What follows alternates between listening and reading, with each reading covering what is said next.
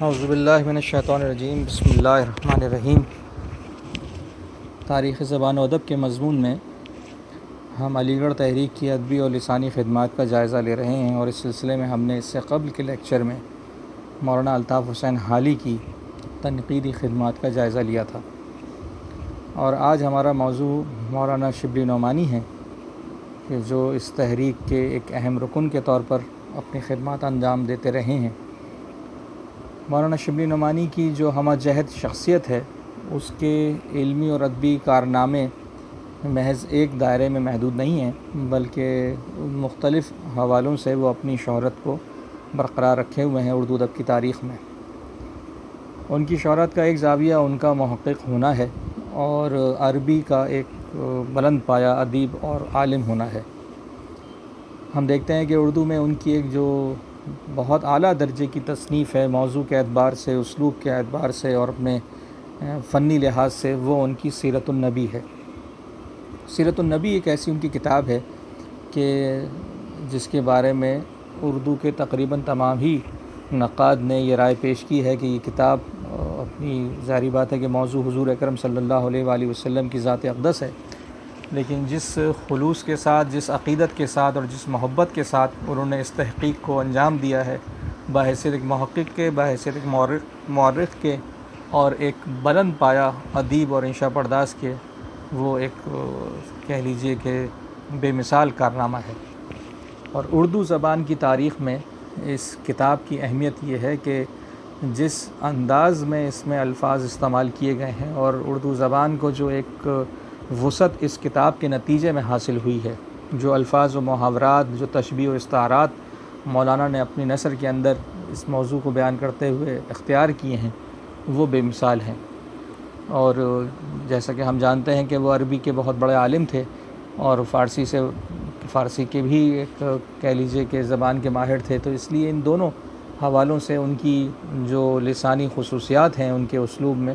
وہ اردو کو ایک بہت زیادہ وسعت دینے کا باعث بنی ہے۔ اس کے بعد دیگر جو کتب مولانا کی سیرت النبی کے بعد ہیں، کیونکہ وہ سیرت النبی سے کتابیں پہلے ہیں، سیرت النبی تو ان کے آخری دور کی ایک شاہکار اور یادگار کتاب ہے، تو اس میں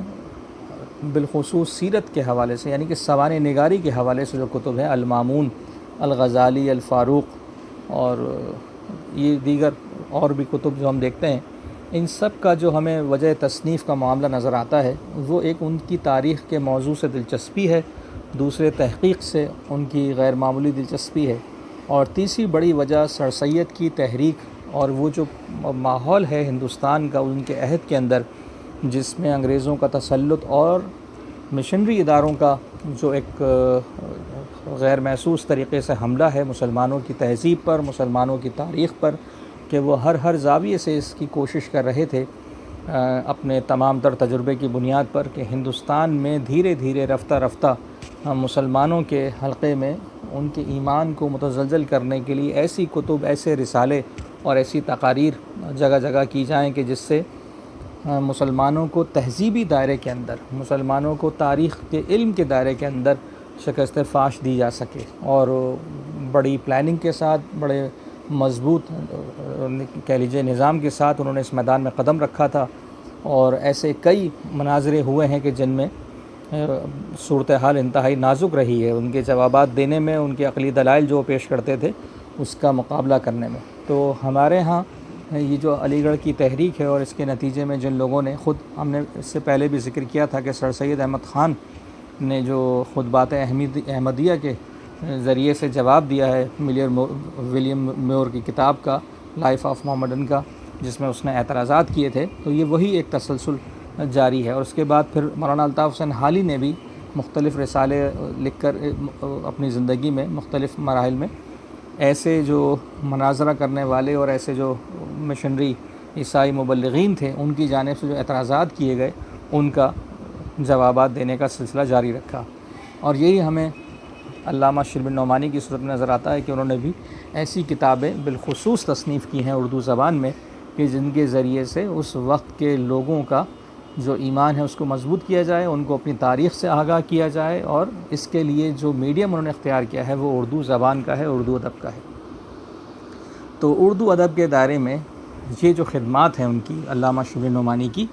وہ ہمیں ایک ایسا یعنی کہ دور ہمارے سامنے لے کر آتی ہیں کہ بالکل ادب کے اور زبان کے دائرے میں انہوں نے ایک کہہ لیجیے کہ تہذیب کے دفاع کی، نظریاتی سرحدوں کے دفاع کی ایک بہترین مارکہ انہوں نے یعنی کہ انجام دیا ہے۔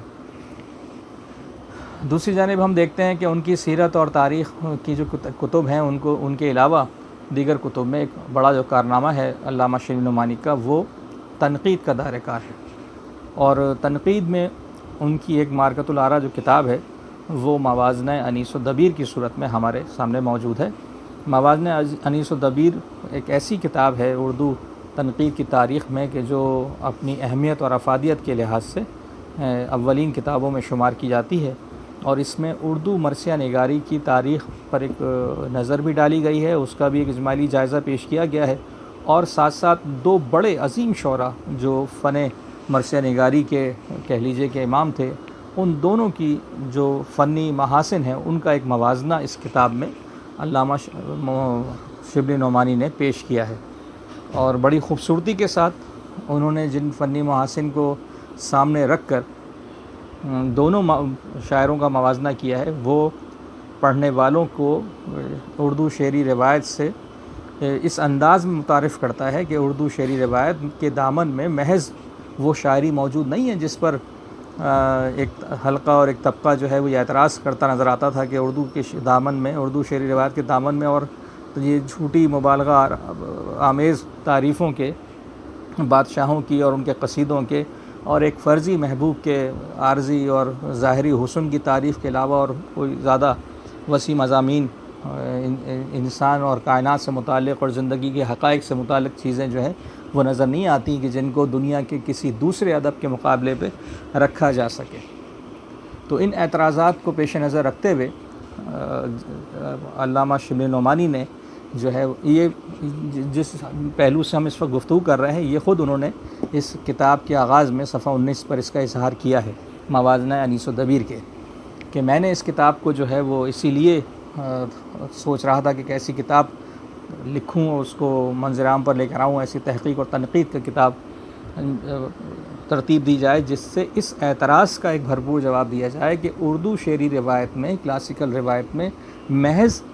جو ہے وہ موضوعاتی لحاظ سے یہ بندش موجود نہیں ہے کہ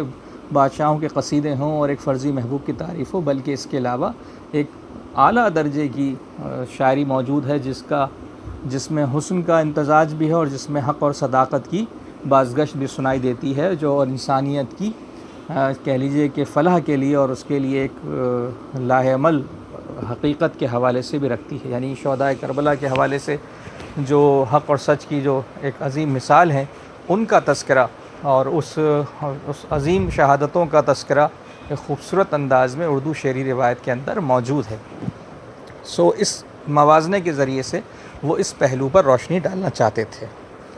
اب یہ کتاب میرے پیش نظر ہے، موازنہ انیس و دبیر، اور جس کا میں نے حوالہ دیا وہ سطور میرے سامنے ہیں، تو بہتر ہوگا کہ میں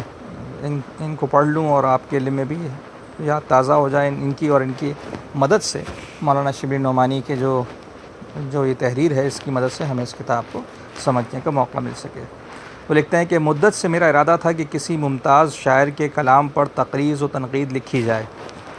جس سے اندازہ ہو سکے کہ اردو شاعری باوجود کم مائگی زبان کیا پایا رکھتی ہے۔ اس غرض کے لیے میر انیس سے زیادہ کوئی شخص انتخاب کے لیے موزوں نہیں ہو سکتا تھا، کیونکہ ان کے کلام میں شاعری کے جس قدر اوصاف پائے جاتے ہیں اور کسی کے کلام میں نہیں پائے جاتے۔ تو یہ وہ بنیادی سبب جو ہے خود ان کی زبانی جو ہے وہ ہمارے سامنے آ گیا۔ اور اب اگر ہم اس کتاب پہ نظر ڈالتے ہیں تو موازنہ انیس و دبیر کا جو آغاز ہے وہ مرثیے کی مختصر تعریف سے ہوتا ہے۔ اس کے بعد شاعری کے مختلف محاسن کا جائزہ الگ الگ عنوانات کے تحت لیا گیا ہے۔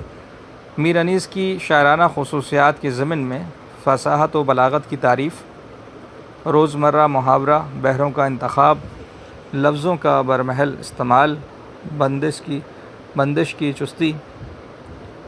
اور تشبیہات و استعارات، انسانی جذبات و احساسات، منظر نگاری، واقعہ نگاری، کردار نگاری اور رزمیہ و بزم شاعری پر مفصل بحث کی گئی ہے اور کثرت سے مثالیں پیش کی گئی ہیں۔ اور اس کتاب کے جو آخری حصے میں، آخری باب میں، میر انیس کے کلام پر جو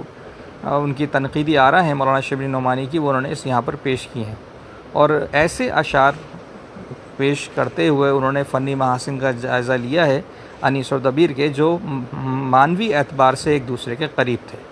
تو یہ آخری حصہ ان اشعار سے دونوں بڑے فنکاروں کے مزین ہے، اور اس میں انہوں نے فنی محاسن کا جائزہ لیا ہے اور دونوں کا موازنہ کیا ہے۔ اس طرح علامہ شبلی نعمانی نے صنف مرثیہ کی تاریخ، اس کے دائرہ اثر اور اس کی صنائی کے ساتھ ساتھ انیس و دبیر کے جو شاعرانہ کمالات ہیں ان کو بھی ادبی دنیا سے روشناس کرایا ہے۔ حالانکہ اس سے قبل جو ہے وہ موازنے سے قبل آب حیات اور مقدمہ شعر و شاعری میں بھی مرثیہ اور مرثیہ نگاروں کا مختصراً ذکر ملتا ہے، لیکن یہ جو کام علامہ شبلی نعمانی نے یہاں انجام دیا ہے اور جس طریقے سے صنف مرثیہ کے مختلف پہلوؤں کو اجاگر کیا ہے اور دیگر ادبی اصناف کے برابر لا کر کھڑا کیا ہے، یہ ایک منفرد کارنامہ ہے ان کا تنقید کے حوالے سے، اور اسی وجہ سے انہوں نے ان دونوں شعراء کو بھی اور اس صنف ادب کو بھی دنیا علم و ادب کی توجہ کا گویا کہ مرکز بنا دیا ہے، اور ایسی ایک بحث چھیڑ دی ہے انہوں نے اس کتاب کے ذریعے سے کہ جس سے پھر یہ سلسلہ آگے چل نکلا ہے اور اس روایت کو آگے بڑھنے کا موقع ملا ہے۔ یعنی انہوں نے جس چیز کو موضوع بنایا ہے انیس و دبیر اور مرثیہ نگاری کو، تو اور اس کتاب کو لکھا ہے تنقیدی نقطہ نظر سے، تو پھر یہ سلسلہ اس کے جواب میں ظاہری بات ہے کہ تنقید میں اختلاف کی گنجائش موجود ہے۔ مولانا کی جو بھی رائے تھی، مختلف اس کے بعد ایسے ناقدین اردو کی تاریخ میں سامنے آتے گئے ہیں جنہوں نے اس کے رد میں اور اس سے اختلاف کرتے ہوئے اسی موضوع پر دیگر کتب بھی لکھی ہیں۔ اس سے فائدہ یہ ہوا ہے اس کتاب موازنہ انیس و دبیر سے کہ پھر یہ موضوع مستقل جاری رہا ہے اور اس سے تنقید نگاری کا ایک نیا باب کھل گیا ہے، اور ایک مثبت سرگرمی جو ہے فکر و عمل کی وہ جاری و ساری ہو گئی ہے، اور اس سے نہ صرف یہ کہ اردو زبان بلکہ اردو ادب کو بھی موضوعاتی اعتبار سے زبردست فائدہ پہنچا ہے اور اس میں وسعت پیدا ہوئی ہے۔ تو مولانا کی کتاب جو ہے ایک روایت کو شروع کرنے اور ایک صنف کو متعارف کروانے اور اس کے اندر جو حسن و صداقت موجود تھی اس کو متعارف کرنے کا باعث بنی ہے۔ یہ مولانا شبلی نعمانی کا ایک اہم کارنامہ ہے۔ یہ کتاب دوسری کتاب ہے وہ ان کی شعر العجم کتاب ہے۔ تو اب ہم اس کتاب کی طرف چلتے ہیں اور اس کا کچھ جو ہے اس کا جائزہ لیتے ہیں۔ یہاں ہم یہ بات دیکھتے ہیں کہ اس کتاب کا موضوع جو ہے وہ ایران کی جو کئی سو سال کی شعری تاریخ ہے، جو کہ ان کی فکری تاریخ بھی کہی جا سکتی ہے اور ان کی تہذیبی تاریخ بھی کہی جا سکتی ہے، اس کا گویا ایک تنقیدی تذکرہ اس صورت میں مرتب کیا ہے علامہ شبلی نعمانی نے کہ وہ ہمیں اس ساری صورتحال سے آگاہی دیتا ہے۔ اس موضوع کو چننے کے کیا وجوہات ہو سکتی ہیں؟ اگر ہم اس کا جائزہ لینے کی کوشش کریں تو ہم یہ دیکھتے ہیں کہ فارسی زبان کا تعلق براہ راست اردو سے رہا ہے، اور فارسی ادب نے ہندوستان میں شعری روایت کو آگے بڑھانے میں، اس زبان کو فروغ دینے میں، اردو کی ترویج میں، اردو کے فروغ میں، نہیں کہ ہم اس بات سے انکار نہیں کر سکتے کہ فارسی کے اثرات بہت ہی مثبت رہے ہیں، اور اس نے موضوعات کے حوالے سے بھی اور لسانی دائرے میں بھی اردو پر گہرے اثرات مرتب کیے ہیں اور اس میں ایک مثبت کردار ادا کیا ہے۔ لہٰذا جب انگریزی تعلیم کے رواج نے اور بالخصوص مسلمانوں کی سلطنت کے خاتمے نے جو فارسی کو بڑا ایک صدمہ پہنچایا کہ جس میں ہمارے علم و ادب کا ایک بڑا ذخیرہ موجود تھا، تو مسلمانوں کی جو علمی سوسائٹی ہے اس میں آہستہ آہستہ فارسی کا اثر جو ہے وہ کم ہونا شروع ہوا، اور لوگ شفٹ ہونے لگے انگریزی زبان اور اس کے لٹریچر کی طرف، اس کی تہذیب کی طرف دیکھنے لگے، اور اس کو پڑھنے کا ایک دائرہ جو ہے، ایک سلسلہ جو ہے وہ شروع ہوتا ہوا نظر آ رہا تھا۔ تو لہٰذا ان دونوں ضرورتوں کو مد نظر رکھتے ہوئے کہ اپنی تاریخ سے اردو زبان کے اندر جو خصوصیات ہیں اور اس کے پس پردہ جو بڑی زبان اپنی کار فرمائی انجام دے رہی ہے اور جو بڑا لٹریچر موجود ہے وہ فارسی ادب اور فارسی زبان ہے، لہٰذا اگر ہم اس سے تعلق اپنا توڑ لیں گے تو ہم اپنی اس اردو زبان کی تاریخ کو بھی اور اس کی معنویت کو بھی درست انداز میں سمجھ نہیں سکیں گے، یعنی ہم اپنی شعری روایت کو ایک طریقے سے ادھورا سا محسوس کریں گے اگر ہم فارسی سے کٹ جائیں۔ تو اسی ضرورت کو محسوس کرتے ہوئے علامہ شبلی نعمانی نے شعر العجم جیسی ایک زبردست تنقیدی کتاب جو ہے وہ لکھی ہے، اور اس کو اپنی یعنی تحقیقی ذوق اور تنقیدی ذوق سے جو ہے وہ انہوں نے سجایا ہوا ہے، اور اس میں ان کی محنت نظر آتی ہے۔ یہ کتاب جو ہے 5 جلدوں پر مشتمل ہے، اور اس کی پہلی جلد شیر العجم کی جو ہے اس کا کام انہوں نے مارچ 1906 میں شروع کیا تھا، اور دسمبر 1907 تک انہوں نے پہلی جلد کو مکمل کر لیا۔ اور ابھی یہ کتاب جو ہے اس سے پہلے کہ ختم ہو جاتی، اچانک ایک ایسا ناخوشگوار واقعہ مولانا شبلی نعمانی کی زندگی میں پیش آیا ہے کہ ایک دن بندوق کو صاف کرتے ہوئے ان سے اتفاقاً گولی چل گئی اور فائر ہو گیا، جو کہ ان کے ٹانگ میں لگا، اور پھر اسی وجہ سے ان کی اس ٹانگ کو کاٹنا پڑا۔ تو یہ ایک بڑا سنگین حادثہ تھا جو ان کی زندگی میں رونما ہوا، اور اس کی وجہ سے یہ کتاب جو ہے وہ قدر تاخیر کا شکار ہوئی۔ تو 5 جلدوں پر یہ کتاب جو ہے وہ محیط ہے، اور پہلی جلد جو ہے اس کی ضخامت کو تقریباً 360 صفحے ہے، اور اس میں تمہید اور سبب تصنیف اور ماخذات کے علاوہ پہلے باب میں شعر کی حقیقت اور ایران میں فارسی شاعری کی ابتدا کے اسباب اور اثرات سے جو ہے وہ بحث کی گئی ہے۔ اس کے بعد جن شعراء کا حال احوال اس میں بصورت تذکرہ انہوں نے لکھا ہے، اس میں رودکی، فروخی، فردوسی، اسدی، منوچہری، ثنائی، خیام، انوری اور نظامی گنجوی کا حال درج کیا ہے۔ دوسری جلد میں تقریباً 300 صفحات پر یہ مشتمل ہے، اور خواجہ فرید الدین عطار سے حافظ ابن یمین تک کا جو احوال ہے شعراء کا تذکرہ وہ اس میں درج کیا ہے۔ ان میں علاوہ ان 3 ناموں کے کمال اسماعیل، شیخ سعدی، امیر خسرو اور سلمان ساوجی کا بھی حال لکھا ہے۔ تیسری جلد میں بھی تقریباً 300 صفحات ہیں، جس میں فارسی شاعری کے دور آخر یعنی فغانی سے ابو طالب کلیم تک کی بحث موجود ہے۔ اس میں اس دور کی خصوصیات بتانے کے علاوہ فغانی، شیرازی، فیضی، عرفی، نظیری اور طالب عاملی، مرزا صاحب اور ابو طالب کلیم جو ہیں وہ شامل ہیں، جبکہ چوتھی جلد جو ہے وہ تقریباً 339 صفحات پر مشتمل ہے، اور جس میں نہایت اہم مضامین سے بحث کی گئی ہے۔ اس میں 3 ابواب جو ہیں موجود ہیں۔ پہلے میں شاعری کی حقیقت، شاعری کے اصلی عناصر مثلاً محاکات، تخیل، تشبیہ و استعارہ، جدت و لطف و ادا، حسن الفاظ، سادگی ادا، شاعری کے استعمال اور اس کی اہمیت پر ایک مجموعی بحث ہے۔ دوسرے باب میں لکھا ہے کہ ایران میں شاعری کیوں کر پیدا ہوئی اور کس طرح اس نے عہد بعہد ترقی یا مائل بتنزل ہوئی۔ اس میں عربی شاعری کے اثرات، فارسی شاعری کا اثر ادب پر، نظام حکومت کا اثر شاعری پر، آب و ہوا، مناظر قدرت کا ذکر اور اس کا اثر شاعری پر تفصیل سے لکھا ہے۔ تیسرے باب میں فارسی شاعری پر اجمالی ریویو کر کے مختلف اصناف پر تنقید کی ہے۔ پہلی تنقید مثنوی کی صنف پر ریویو ہے۔ اس میں شاہ نامہ پر، جو شبلی کے نزدیک فارسی مثنویوں میں بڑا ایک اعلیٰ درجہ رکھتا ہے، تفصیلی اظہار خیال کیا گیا، اور اس پر یہ جلد مکمل ہو گئی ہے۔ 5واں حصہ دراصل جلد 4 کا ایک ایڈیشن ہے، اور اس میں قصیدہ، عشق شاعری، صوفیانہ شاعری، اخلاقی شاعری اور فلسفیانہ شاعری، اس کے نمائندوں اور اس کے جو نمونہ جات ہیں ان سے بحث کی گئی ہے۔ یہ آخری جلد کو تقریباً 227 صفحات پر ختم ہوئی ہے۔ اس طرح شعر العجم کی کل صفحات کی جو ضخامت ہے وہ 1460 تقریباً ہوتی ہے۔ اتنا ہم دیکھتے ہیں کہ مفصل لٹریچر فارسی شاعری پر اردو میں اور کہیں نہیں ملتا۔ ایک بہت بڑی تاریخ ہے، تنقیدی تاریخ ہے، جس کو انہوں نے یہاں پر سمیٹ کر رکھ دیا ہے۔ اس کتاب پر بھی بہت زیادہ گفتگو ہوئی ہے، اور ظاہری بات ہے کہ تنقید کی کتاب ہے، اس کے مختلف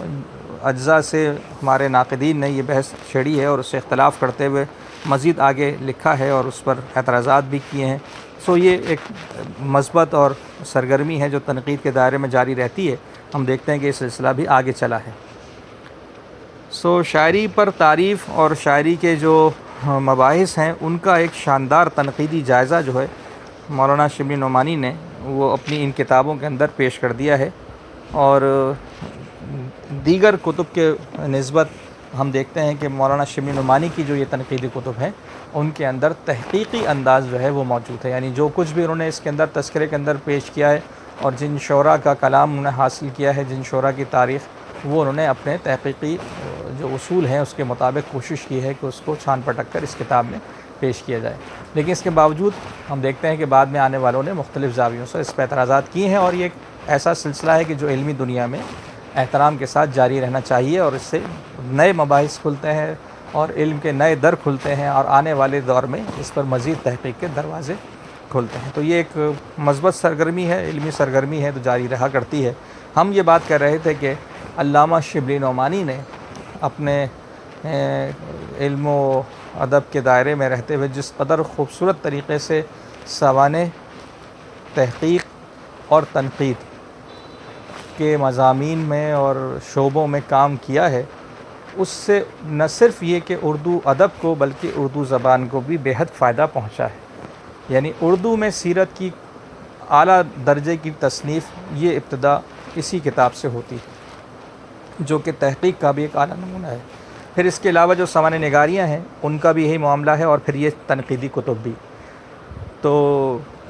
یہ سب کچھ ہمیں نظر آتا ہے کہ اس میں کوئی ایک تصنیف, کوئی ایک چیپٹر ایسا نہیں ہے کہ جو با مقصد نہ ہو, جس کو تصنیف کرنے والے کے ذہن میں کوئی بغیر مقصد کے جو ہے وہ یا کسی اور ایسی نمود و شہرت اور نمود و نمائش کا پہلو جو ہے, یا کوئی اور انعام و اکرام کی طرف ایسا کوئی معاملہ اس تحریک کے پورے نظام میں ہی ہمیں نظر نہیں آتا سر سید کے.